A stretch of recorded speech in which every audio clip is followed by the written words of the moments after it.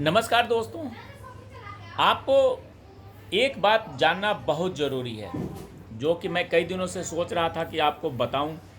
सुशांत सिंह राजपूत के मामले में जब हम बात करते हैं सुशांत सिंह राजपूत हत्या के मामले में, तो हमारे पास अगर लीगल तरीके से हम देखें तो हत्या एंगल पे कुछ भी नहीं हो रहा है, क्योंकि इस मामले में अभी तक हत्या का कोई मुकदमा दर्ज नहीं है। जो मुकदमा दर्ज है वो ये दर्ज है परिवार वालों की तरफ से कि रिया चक्रवर्ती ने इस मामले में उकसाने की कोशिश करी है, आत्महत्या के लिए उकसाने की कोशिश करी है। दूसरी बात ये जानना जरूरी है आपको कि रिया चक्रवर्ती, इस मामले में एनसीबी ने रिया चक्रवर्ती को गिरफ्तार किया था और उसके बाद रिया चक्रवर्ती जमानत पे बाहर हैं।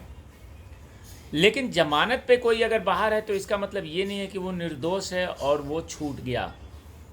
काफ़ी लोगों के सवाल आते हैं कि क्या रिया चक्रवर्ती फिर से गिरफ्तार होगी, क्या रिया चक्रवर्ती बिल्कुल छूट गई है। तो मैं आज उनके सवालों का जवाब ये दे रहा हूँ कि कोई छूटा नहीं है, जमानत पे बाहर हैं और जब भी कोर्ट को ज़रूरत होगी, जब भी सीबीआई को ज़रूरत होगी, रिया चक्रवर्ती को बुला करके पूछताछ कर सकती है और उनकी जमानत कैंसिल भी कर सकती है।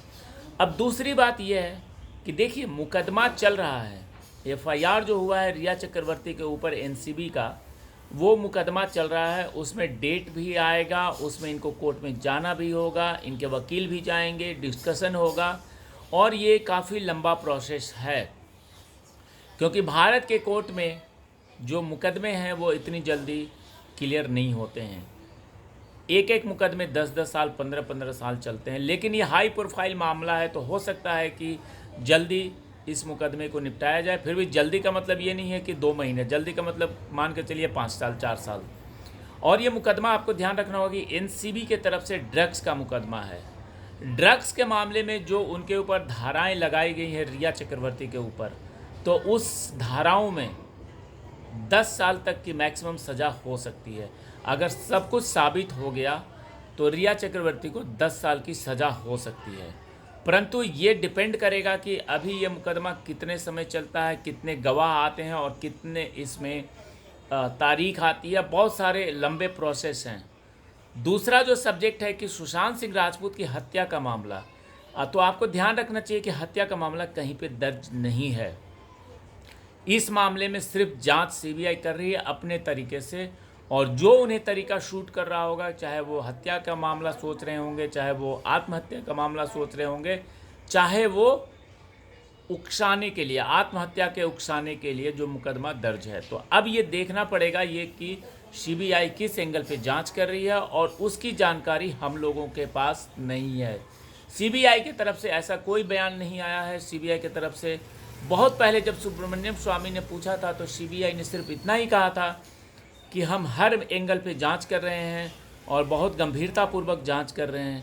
उसके बाद की कोई अपडेट नहीं है कि सीबीआई ये नहीं बता रही है कि वो किस निष्कर्ष पे पहुंची है, किस किस आधार पे उनके जांच हो रहे हैं। ये चीज़ें नहीं आई है पब्लिक डोमेन में, और हो सकता है कि ना भी आए, क्योंकि देखिए, कोई भी मामले की जांच चल रहा है तो वो कोई भी जांच एजेंसी बाध्य नहीं है कि हर अपडेट वो पब्लिक को दे। तो उनका अपना काम करने का तरीका है, वो अपना काम कर रहे हैं। परंतु जो ड्रग्स का एंगल है, ड्रग्स एंगल में रिया चक्रवर्ती को 10 साल की मैक्सिमम सज़ा हो सकती है। डिपेंड करेगा कि आगे चल के केस किस प्रकार से चल रहा है और इसमें जज का क्या फैसला आता है।